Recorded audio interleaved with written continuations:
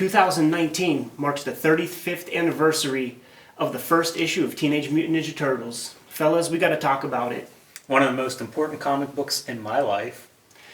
One of the most important comics in all of our lives. This is a homework comic. But before we even get there, my name's Ed Piscor.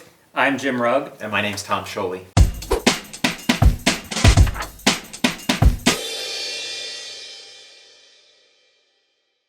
Let's talk about the significance of this thing, man. In the history of comics, there are landmark comics that really change the medium.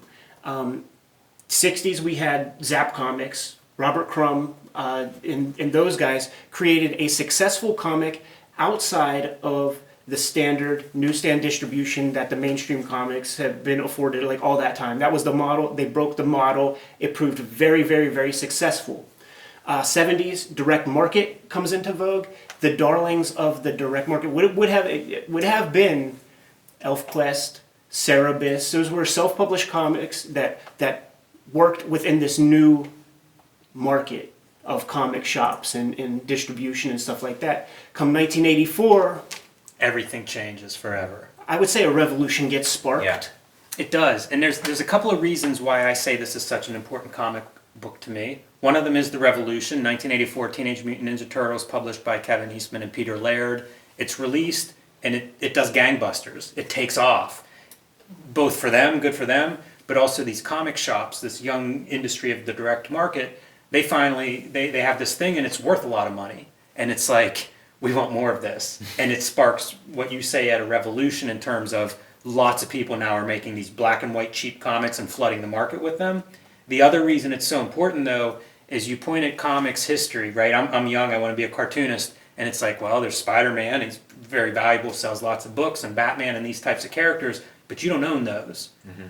Kevin Eastman and Peter Laird, they invent the Turtles, they own the Turtles. When the Turtles cartoon happens, it's because they sign off on it and sign off on a bunch of checks. They make toys, they make movies, they make everything Teenage Mutant Ninja Turtles, and it all comes down to these creators. And that's the dream, man. Whenever you're sitting at home making comics, photocopying them yourself, these are the guys, the patron saints that you look to and think I can do that. I can be super successful. I can have characters that are known the world over that are mine. I don't have to work for Marvel or DC. I can make it myself, I can publish it myself, and I can reach millions. This is an American dream story that we're going to be talking about here. Probably one of the greatest in fairly modern day comics. Mm-hmm. There's a very short list, and these guys are probably one or two on that list. Yeah, this is in the same breath as Siegel and Schuster doing, the first Superman comic. I bet you Eastman and Laird made hundreds of times more than those poor guys. This is one of these interesting pieces where this was the 1980s, and the disparity in our ages is more interesting. So I wonder, how did you first discover the Turtles? Because are you too old for the action figures? No, not at all. I mean, the first time I heard it was a commercial for it, this new show coming on, and I couldn't keep the name straight. Neither could I. It blew my mind. It was too many words, and it was really tempting. This thing of wow, I've never heard of something with that name, and I was like, Ninja Mutant Teenage. Me too, yeah. I couldn't keep it straight. And now it's just Teenage Mutant Ninja Turtles. It's this ridiculous title that just rolls off the tongue. Is so just an everyday thing. It's shampoo bottles. It's everything, and it started out as this very alien, very strange thing. Yeah, the cartoon is definitely where I would have heard of them first, because they're kind of an indie comic. So even though they were very successful, it wasn't something I knew about. Yeah. I was reading comics off the newsstand, so it's cartoon is big, and then Archie Comics, Teenage Mutant Ninja Turtles would have been the ones I was able to see. And whenever I found Mirage, the old Turtles comics, the black and white stuff, they were very weird to me. Very different than what I was seeing on television or through Archie. When I was growing up, fan of the cartoon, I remember my first action figure was Raphael. I was in second grade. But the moment that let me know that there must be a little something more going on here is when the NES game came out. First off, because that game was being promoted heavily before it was available, so I knew it was on the horizon. But when you buy it and you take a look at that cover label on the actual cartridge, they all have red bandanas on, and I thought it was like some Chinese bootleg bullshit, you know? And just seeing that red bandana, like, that let me know that there's something else going on Yeah, here, there's more man. to the story. Yeah. Can we talk about the title Yeah. for a second? Because very famously, the story is that Eastman and Laird, they put together this comic, they're batting ideas around, they're sharing, a living room studio space, and out comes Teenage Mutant Ninja Turtles. They have the very, they're eating ramen noodles and shit while they're creating this thing, and with their very modest budget, they buy a comics buyer's guide ad for the comic, and that ad came out in May of 1984, so we are just beyond the 35-year anniversary of this. And before distribution, before anything, there was this ad. And do you remember a couple of years, well actually when Kickstarter first started, there was a lot of people pledging money for potato salad. Yes. And it was this whole big thing, like, oh, it's those people that you don't get to be my friend, man. If you're this kind of ironic loser who's like, oh, look how silly I'm being. But it was just like the novelty of it is like what sold. And this potato salad got like 70 grand worth of donations. We just have this image of like a Ronin style bunch of turtles. And the name, Teenage Mutant Ninja Turtles, and a little coupon where you could put your money down and send it off and get this thing. And those initial 3,000 copies sold out like that because of that striking. If it was called anything else, it might not have done the trick. The other piece that they did in terms of selling that initial stuff, one of them had an uncle that worked in PR and helped them craft press releases. So they had press releases and they sent them out to all sorts of media outlets, something that's much more savvy than most cartoonists at that time and even today, to be honest. And they were picked up, like local cable news and things would do little puff pieces, little human interest pieces because of that title. It was such a bizarre title, and it was almost like that title just captivated people's imagination. And so this became a thing that ended up getting additional publicity, partially because they were smart and savvy, but also partially because that title is ridiculous. It's sticky is like the word for it. And you think about like that, the novelty of it is like a huge selling point for it. And how they came to this idea is interesting because this was a side project for them. The serious comic that they were putting all their effort in and working on was Fugitoid. And Fugitoid, it's got a great high concept. It's like The Fugitive, except it's a robot. And they were putting all their effort into that and treating it like somewhat seriously. And then off to the side, they're just kind of goofing around. And one of them draws Ninja Turtles, and then Teenage Mutant Ninja Turtles. It was this sort of playful, dumb, jokey idea that their subconscious just kind of spit out while they were focusing on like a more intense traditional craft, and that's where the gold comes from. We've heard enough interviews on Howard Stern where he interviews some famous musician, and they talk about, I just came up with Hotel California, 10 seconds in the shower or something, and this is like one of those situations, man. But the title in and of itself, it's a swerve, because it's not potentially, it might not be an intentional swerve, but it's a swerve nonetheless, because you can pull Comics Journal reviews from this very time. People were expecting this to be a play on Teen Titans, X-Men, Frank Miller's Daredevil. If it was that, then what we would have here is just Boris the Bear. But it's, for what people were anticipating this being, it doesn't deliver on that at all. This is its own thing, and good for these guys. It was actually pretty good. Like, it's a pretty satisfying and fun first issue. You need both of those things to happen, I think. Yeah. Because you might sell the first 3,000 based on the title, but like if you don't have a little bit of meat to chew on, it won't become a sensation. No. Like that. Those are important. Both of those are important. I'll go out on a limb and say this is a great comic. It's, I think, also to create a hit, to create a sensation. This does that thing of like good bad, where it's like it's good in all the right ways and bad in all the right ways. And that's the aesthetic of like a Siegel and Schuster Superman. Like, when can you remember there being a sensation, like a game changer, that had meticulous craft like this is like it's an outsider comic. And it's got a quality that you can't put your finger on, but it's really amazing. And just this reread, I was like intoxicated by the comic. I always am. Yeah. Whenever I reread this thing, like I always am, page after page, effortlessly. Mm-hmm. Yeah, surprisingly better than maybe you would expect. But that outsider quality, Tom, I think is a big chunk of, when you're describing all of those qualities, it's what I enjoy in the 80s black and white comics Yes. that I now seek out. Mm-hmm. And it's an outsider quality, it's almost a naivete or something. Yeah. There's a lot more enthusiasm than craft on the page, although there's a higher level of craft in this book than I would have expected. Sure, yeah. It's craft in different places. Like a comics pro of that time who came through like the Marvel or DC system just couldn't create something like this. Yeah, Right. they were bound by far too many rules.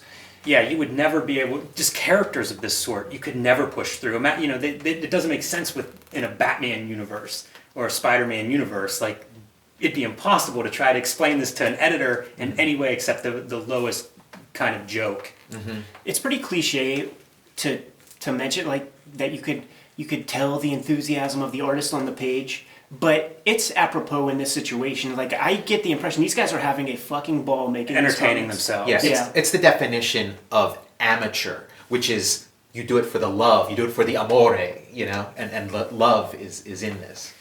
The template is totally there for what would follow in the black and white explosion, because again, that's books that I feel like I know pretty well and look at a lot. And whenever I go back to this, it's like, this is the epitome, this is the blueprint. Like, they nail all of those qualities from the get-go. One of them being duotone paper. You look at these pages and they have this gray quality that can be hard to achieve, and the duotone makes it accessible, but it also makes the black and white illustrations feel satisfying and finished because you get this wide value range.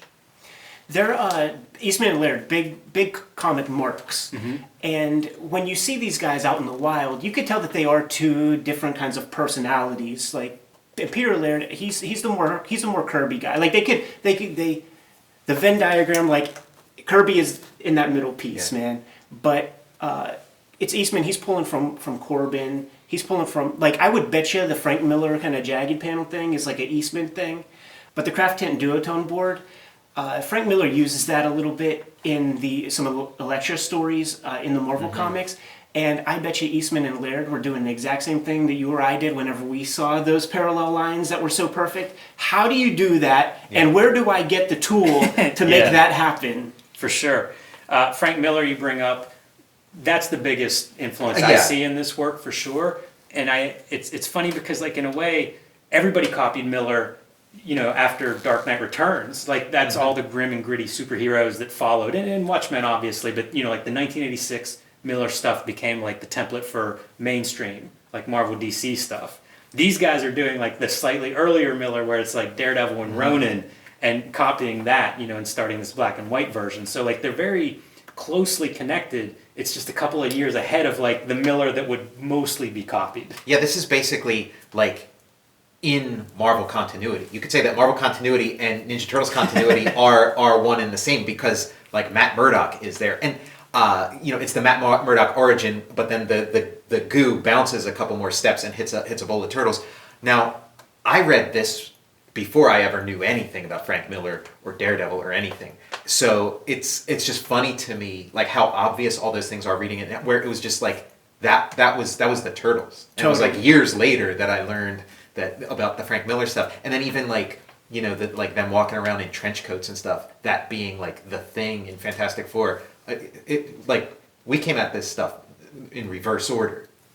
These first comics albums that are laying right there, they were published in like 86 or better, and they have supplementary material, some strips that are just drawn by Peter Laird, some strips that are just drawn by Kevin Eastman, but it's post Dark Knight, and you get to see Kevin Eastman doing his Dark Knight Returns style of storytelling in there, man. So there's still Frank Miller marks through and through. They are like a classic duo, though. They do, like, again, Siegel and Schuster, Simon and Kirby. Like they're just these like one's like a little older than the other. Like one's got a little more enthusiasm. One's got a little more experience. Like it's this like like you see combos like this in comedy and stuff. And like we're all sort of like lone gunmen in comics. So it's kind of interesting that you see like how much can be accomplished with like two brains interfacing. That's the Cartoonist Kayfabe channel.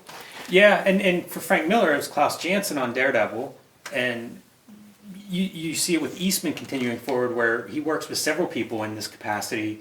Simon Bisley being one that he's done several works with, where it's almost like maybe he's doing writing and layouts, and Bisley's doing finished or whatever. So it does happen, it does happen, and maybe it's a necessity of that more mainstream monthly assembly line process, where like one person really can't sustain it for too long.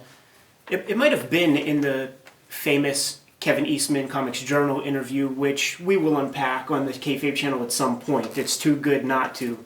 But it was made clear that, Eastman and Laird is on the masthead.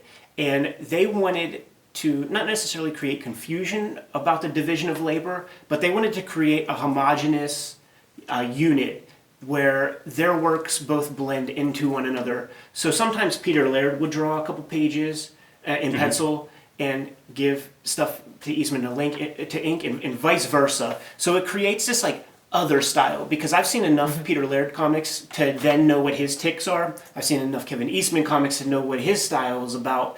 And to see the blend is pretty freaking sublime, man. Like together, they basically might have drawn 15 issues, maybe? Yeah, that sounds reasonable. And the tandem is beautiful, like more than the sum of the parts. It's funny, like reading this, I have this like these like paternal feelings towards these like two young guys making this comic. Like I feel like, oh man, like maybe like even like it's weird, like feeling like a little bit sorry for them.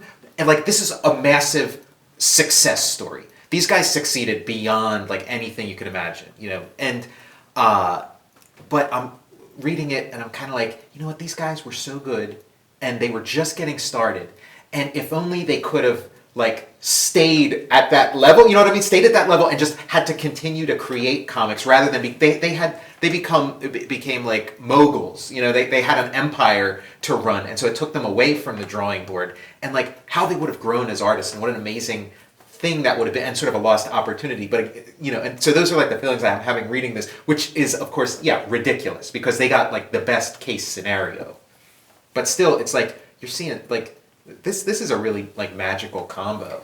It also reminded me, one of my notes is about, it feels like the stuff you would see in like the gifted high school kid who's sort of antisocial, and you catch a glimpse of their notebook. That's kind of an energy that I feel in these two, which maybe speaks to that feeling that they're young. And I don't know what that quality is, what makes a drawing be from a young person or whatever, but that's in there. Yeah, and it's like they haven't had like the excitement and the energy and the effervescence like squeezed out of them by life or the industry yet. Yeah, very.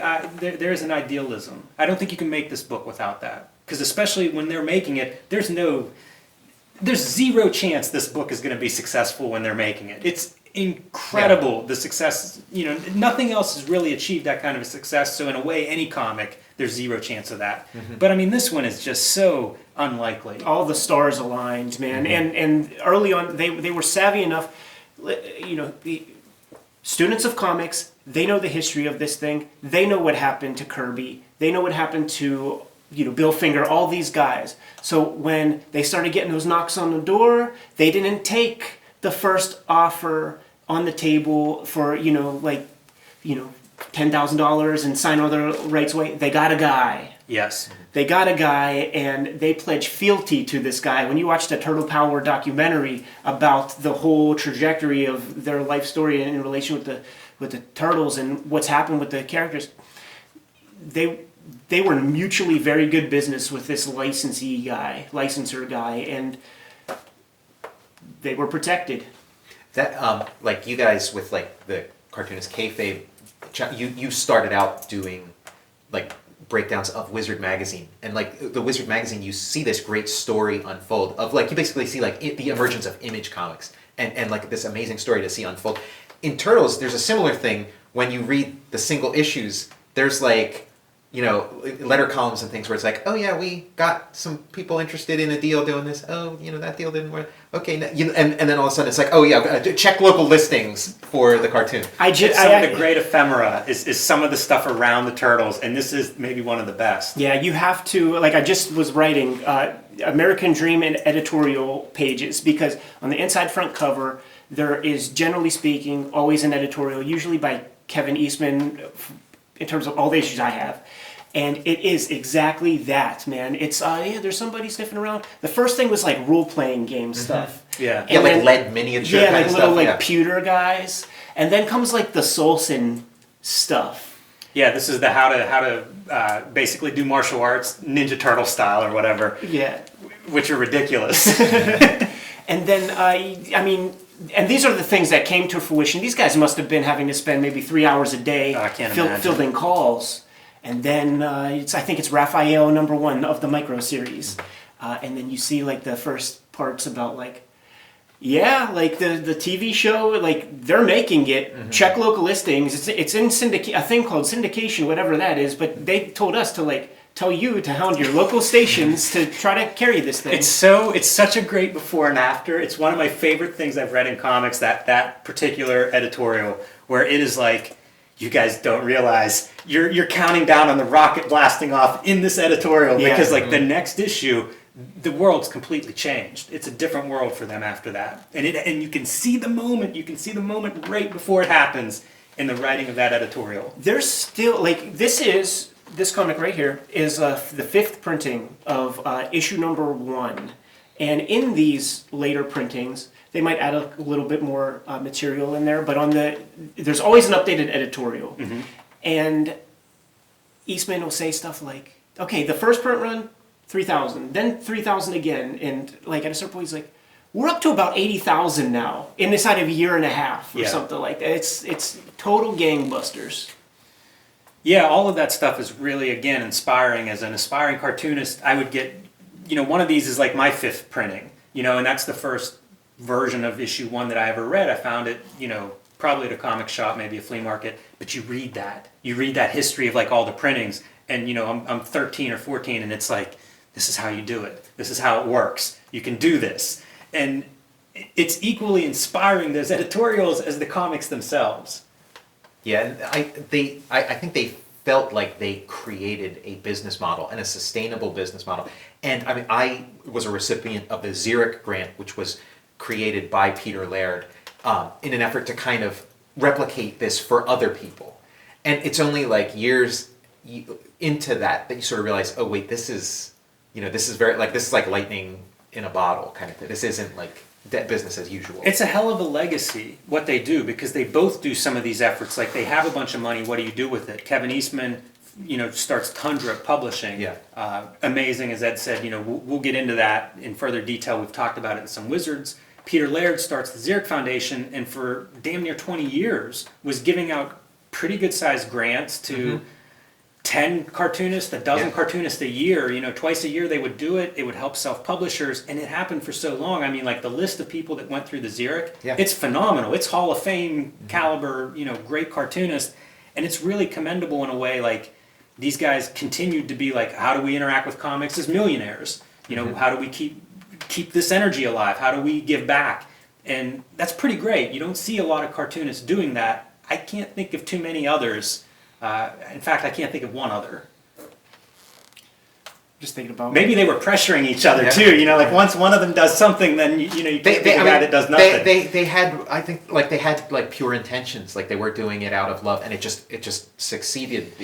And other pieces of their legacy, Kevin Eastman buys Heavy Metal, which continues to publish. I think he may have sold it recently, but for over for 20 years or so at least, he was helming that, keeping that in print.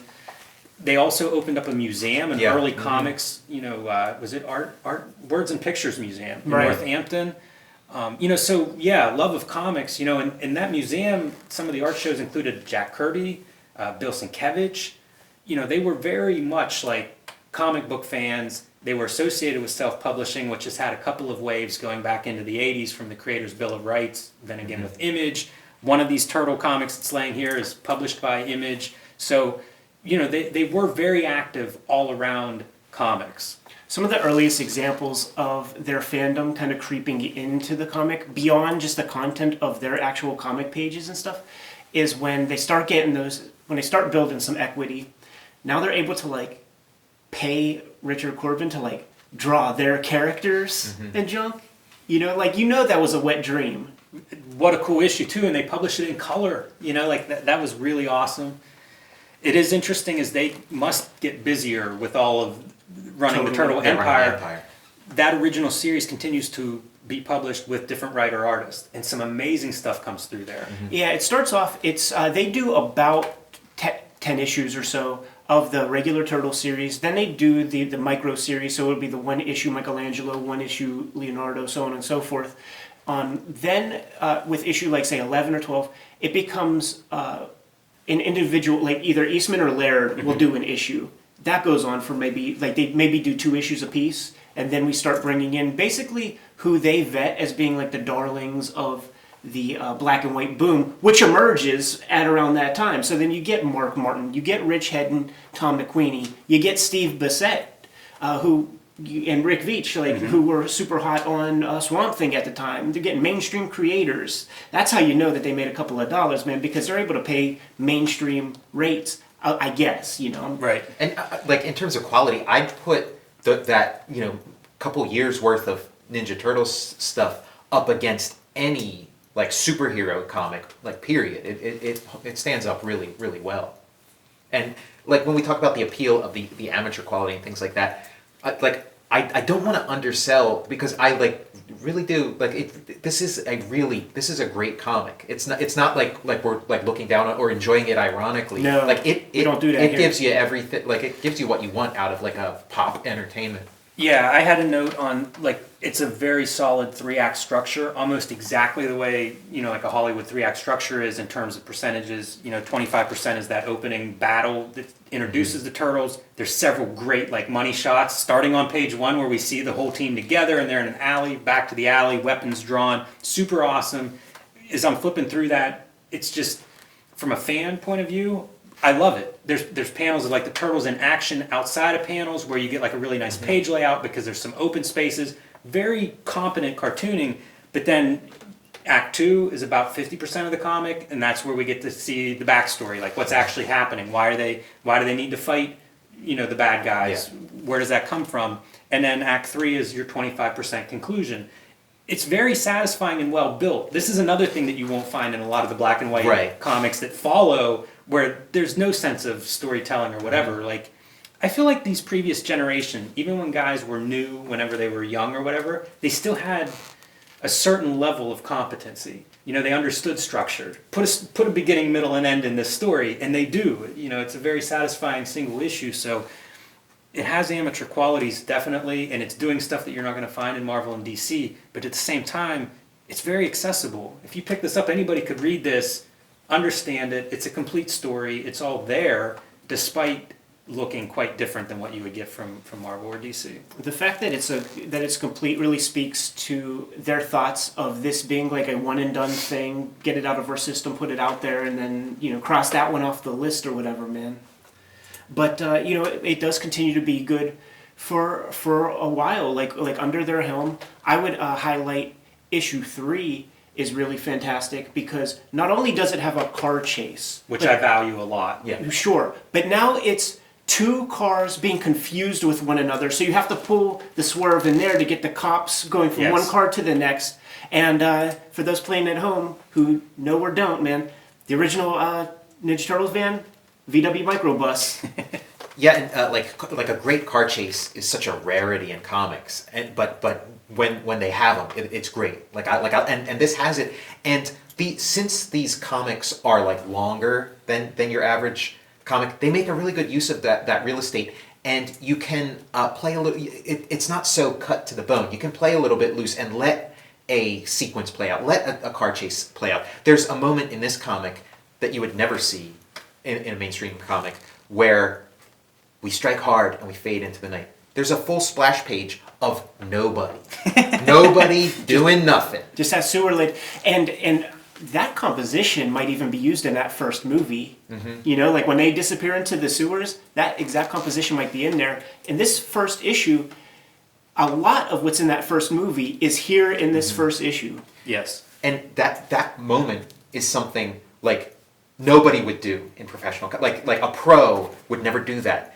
But it's perfect. Like, it's perfect for that. These are ninja. They're supposed to be invisible. They are supposed to strike hard and fade into the night. Like, there's a disadvantage to knowing the rules. You mentioned the open panels in a lot of these compositions, and it made me think of yet another Frank Miller comic that he did in tandem with Chris Claremont, which would be the Wolverine miniseries. And you take a look at those pages, and there is a big open panel on probably every page, very consciously. And I think that's what these guys were pulling for that piece. And that might have been like the same year too. Like it might have been super fresh Miller. So it was like fresh on their drawing board of like what to look at. It has like these sort of like asymmetrical compositions where it's like, okay, all the panels are up here and then there's all this white, but like the balance is still perfect. Kind of a list of 80s black and white explosion traits that are all in this first issue. Urban decay. You know, we see the alley right in the beginning, and it's like windows are boarded up behind them, bricks are kind of falling and stuff. Ninjas, obviously, staple of the 80s. It's probably not limited to the black and white explosion. Violence and revenge, their motivational factor for going after their enemy. Gray ink detail texture. You know, it's very, again, we talked about like the full value range is on display here. Part of that urban decay is kind of the textural qualities. And it's a parody that isn't self-aware, and I think that's part of the naivete, charm, youth, where it's like this is super love letter to Frank Miller in a lot of ways, but they're not winking at the camera, they're not doing it in a mean-spirited way. It's just like, this is a cartoonist we love. Let's make a comic book that's like that. It's the only way I could be on board for such a thing, man. Like I have no patience or time for the irony thing. Like I really look down on you, like if you are like, hey Ed, check out this movie, it's terrible, and I'm like, get the fuck out of here, there's not enough hours in the day. And that's a quality you'll find in so many of the knockoffs. Like Amazing Heroes would do their annuals every year of like, here's what's coming out in the next 6 months of 1986. There are, I think, a dozen of them in the second half of 1986, parodies of Teenage Mutant Ninja Turtles, and they are all self-aware. This is just a cash grab of like, this is a super popular book. We're going to do the same thing with gerbils and hamsters and kangaroos and whatever other thing we can try to rough out a similar title. When you're a kid, you really appreciate it when somebody like talks to you straight.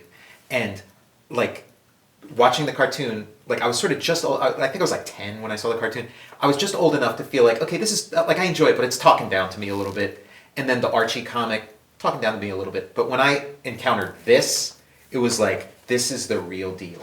And this, like, it's not winking. It is, and it's treating me like, it's treating me with respect. It's not treating me like some dumb kid who's just going to eat up anything, you know? These first comics, albums, they were the first thing I saw, and I was able to get my hands on those things in third grade, 1990. But there was a legend surrounding those things because these actually would have been in I was going to say books. Bookstore distribution. Yeah, of those. Yeah, absolutely. Incredible. And I got it, at the mall. But right before that, older kids got it at the mall, and there was so much legend and mysticism around this because people were saying like, yo, they say the F word. Yo, they're cutting dudes' heads off and shit like that, man. Man, you should see what they do to April O'Neil, man. None of that is in here. Right. But that was an extra layer of like, because that was also an era where we had Rambo figures. We had all these toys from like R-rated movies. So I saw the R-rated movies and I saw boobs and shit like that. So it's like, okay, this is another thing where they make a cartoon of like an adult thing. So that was like another piece of like me like seeking this material out. Like I want to see the version that the middle school kids read. And the movie was an early version of like a good comic book movie. Like there were so few good comic book movies, but like that first Turtles movie really delivered. It has elements going up to say issue 10 or 11, and the later part of the run, whenever they're like in the farmhouse and all that, that's a little less cool. Like I need them in the city doing funky shit, man. Urban decay. Yeah, That's important. Well, how about this? Like, where would this fit in Outlaw Comics? Boy, it's close. It's right up against it. And if you look at that whole Mirage run, you probably pick and choose some of those issues that would fit into the That's for Outlaw sure. comics. That's for sure. I would say the McQueen issues. I would say the Michael Zulli fits Outlaw. It's pretty violent. Like Right. thinking of it in its context, it's pretty violent. A lot of blood, and it's a lot of that kind of like Tim Vigil, kind of like black blood. You know.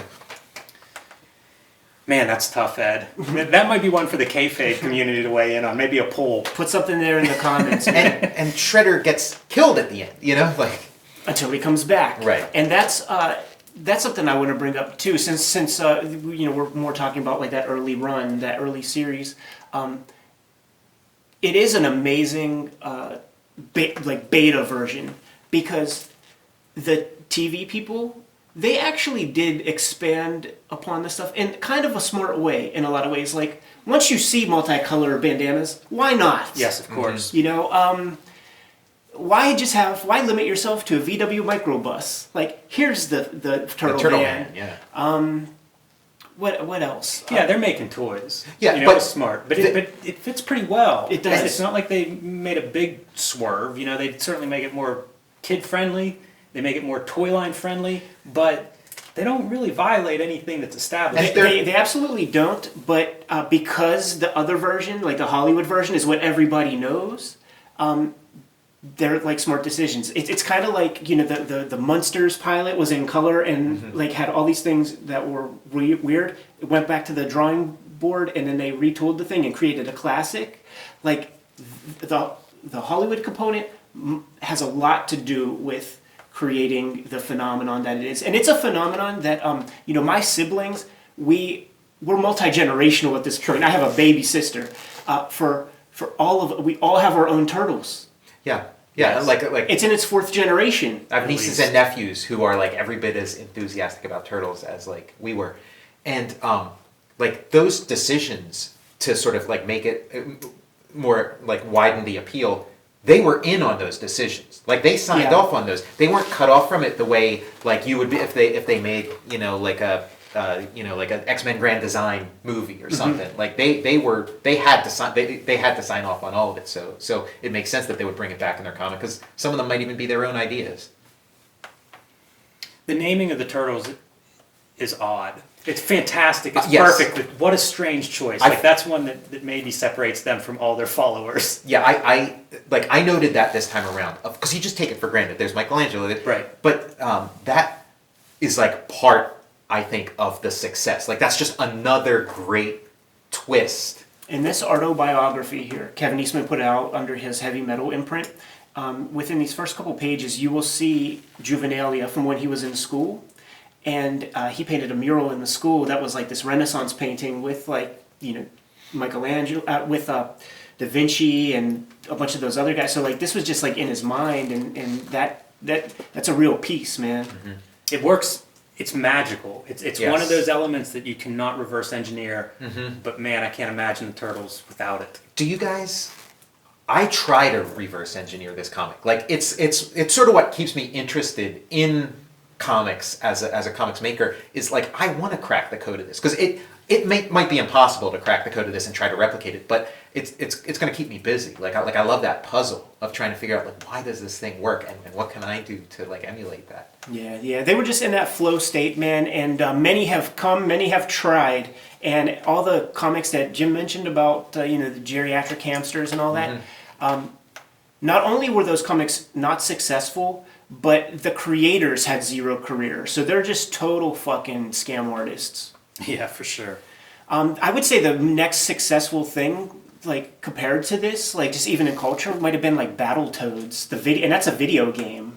You know, that would have been around that era. Obviously, there would be little crossovers and shit that would happen, like Usagi Yojimbo. Like the reason I know I had a Usagi 'cause he Yojimbo was a action toy. figure. Yeah, that was my first association. I was shocked when I discovered more about it and realized that wasn't part of the turtle universe. Yeah. That was its own Me too. cartoonist in book. And they would pull guys along. Like so they hooked Stan Sakai up. And there was another comic called Panda Con that had an action figure. You could find those comics in the quarter bins. Yep. Yeah, I mean, and like Cerebus got a boost. You know, Cerebus predates this, but it sure got a boost from him crossing over. With Mutually good business for sure. Flaming Carrot crossover, the Flaming Carrot issue that I see in every quarter box when I find one, it's always the Turtles crossover. Like, that thing must have sold 50 times the average Flaming Carrot issue. You know what? Thinking about it right now, my very first Fantagraphics comic was the issue of Anything Goes with the Ninja Turtles on the cover.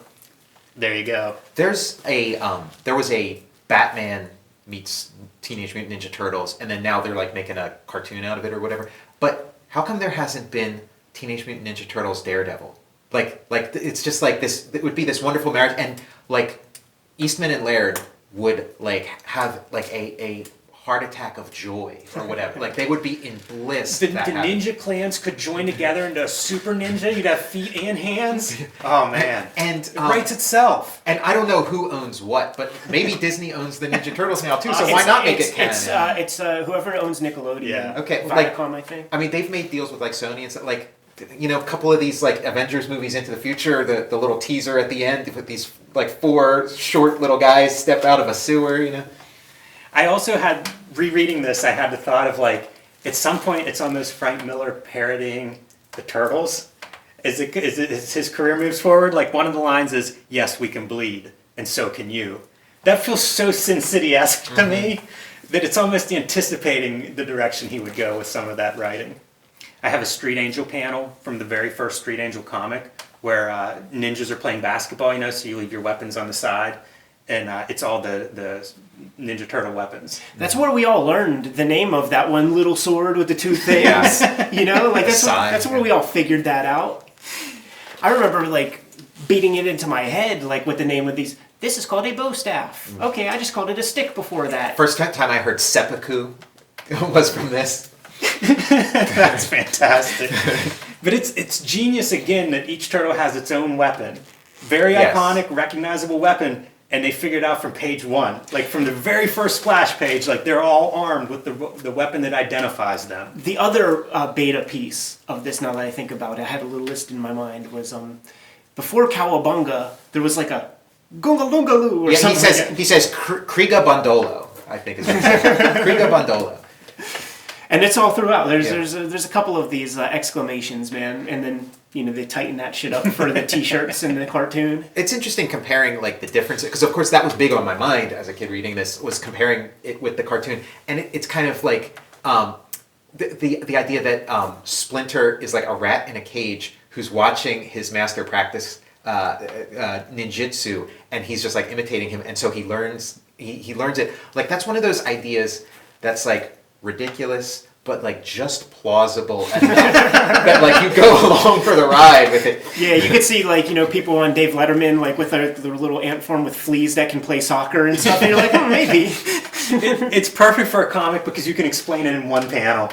You can have the guy doing ninjutsu, and you can have the same panel, the rat following Copying his moves. the move, yeah. It works really well, much better than like we need 6 pages to explain this ridiculous origin. And it's like we see all the like, okay, this is based on this is based on that. Like, do you guys have any idea like what Shredder is? Like this great iconic comic book villain costume. Again, put it up against any Doctor Doom, whatever. Like, do you know what is that a fully original concept? Were they putting a twist on something existing? I don't know what it references. One of the printings I have has like evolution of Shredder in the back, so they have like maybe 3 different drawings of like this was the first sketch and then this was the revised one or whatever. But I don't know if it's referencing anything in particular. Remember his name on that? His original name was Great Man, like he's a cheese grater. Remember that?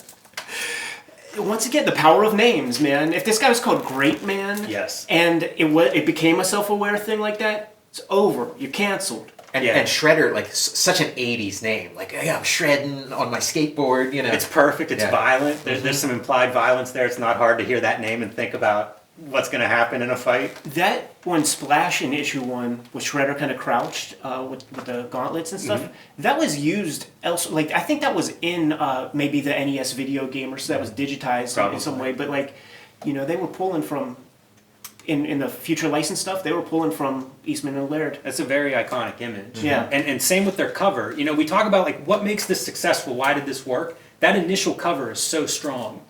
Yeah, that's basically this right here for Kayfabers at home. It's great looking. You know, it's the turtles, they all look cool. It's set in a city. We know superhero comics are supposed to take place in a city. Like, it's all there. It looks really, really good. It's some reference to Ronin and the line work in Ronin. These little details, like, you do need them to at least the right number. It's almost a combination of you get these things right and maybe it works. And it's like they got a bunch of this stuff right, and probably combined with the being at the right place, right time, takes off.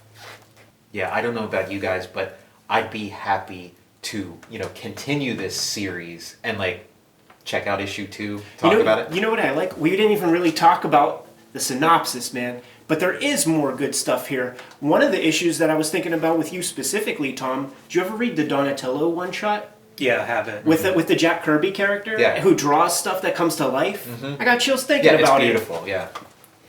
Yeah, there's so many good issues. If we were to continue, I think we would probably pick and choose. I can never stop thinking about the Michael Zulli version. It's not Eastman Laird, but it's the freedom. Like, they let this visionary artist take their turtles in an amazing direction. Visually, it was shocking to me whenever I finally came across the issue and had seen turtles in a million iterations, from live action movie to animation to all the different issues, and it was still like, wow, that's still a stunning visual. Kayfaber should put stuff in the comments, put their suggestions in the comments of like which Turtles comics we should unpack in the future. There are some good runs, man. There's the Rick Veitch run. There's the Michael Zulli trilogy. There's the Tom McQueenie stuff, and little ones just like that car chase that we can try to reverse engineer, and like how do you tell a good car chase sequence.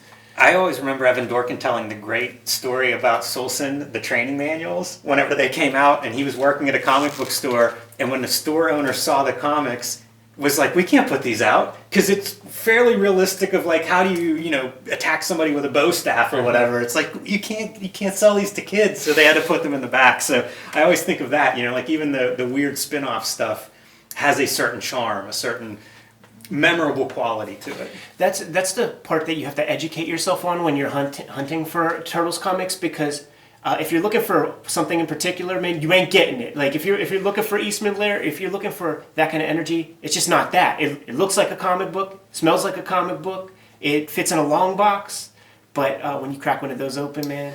There's so many bizarre pieces of Turtles comics out there. Image had a big run with them, which are relatively hard to find. I think they're being reprinted now. IDW's reprinted so many Turtles comics, and I think they're reprinting those. But I have looked for those, and like they're pretty hard to come by. The second Turtles movie adaptation, colored by Richmond Lewis, the greatest colorist in the history of mainstream comics, colored only a few comics, and one of them is the Teenage Mutant Ninja Turtles 2 adaptation, and it looks like her colors. It's not like she was figuring it out or didn't know what she was doing. It's like, it's mature, good-looking stuff. If you love Batman Year One coloring, it's which like they did. You can get more of it. Yeah. In Teenage Mutant Ninja Turtles 2, the adaptation. So it is bizarre. It's a strange legacy. Yeah, and super complicated. Like when you issue by issue, you don't know what you're going to get when you're digging through those things. Once it gets beyond Eastman and Laird, there's a great Kevin Eastman, Simon Bisley Turtles miniseries that Image published. Body Count. It's like 4 issues, and it's Simon Bisley doing Raphael, veins and violence, Kate teaming up with Casey Jones, fighting like organized crime and some super mutant criminals. Issues full of just bar fights. There's the Corbin stuff. Yeah, the Corbin stuff like carried over into, I believe, some video games and shit. Like if you remember the little eggs with the legs, I think that might have something to do with Turtles in Time or maybe the Genesis game or something. But that had a lasting impression. Maybe there was an episode of the cartoon where it dealt with some of that crap. Speaking of the cartoon, in the cartoon there was a villain called the Rat King. Do you know what a Rat King is? I just discovered what a Rat King is. So like a gang of rats will get caught up with flotsam and jetsam and grit and dirt and shit, and their tails will all get stuck together, and they become very vicious, man. That's the Rat King. Whenever they get all tangled up with their tails and become fucking carnivorous on your ass. I'm looking around for one right now. I know, man. Yeah. My neck has been itchy. I've been trying to act real cool. We're in the turtle headquarters The right subterranean. now. Yeah. It's called the turtle lair, man. The turtle. Yeah, I couldn't remember the name. It was just the sewers is how I remember it being referred to. Yeah, so Kayfabers, man, if we pledge to our Indiegogos, man, if we come down with some lung thing, man, because we're going to extra mile for you, man. That spider is brown. I see a rat and like 4 little turtles playing in a glowing pool of ooze over in that corner. We better get the fuck out of here. I think man. Kayfabers, like, subscribe, and follow the YouTube channel. Hit the bell icon, and it'll notify you whenever we have new videos available. You can pick up the Cartoonist Kayfabe merch at our spread shop in the link below. Jim, we always tell the Kayfabers out there that they should read more comics, man. But we need to create more comic book readers, man. Give us some new marching orders. Share a comic book.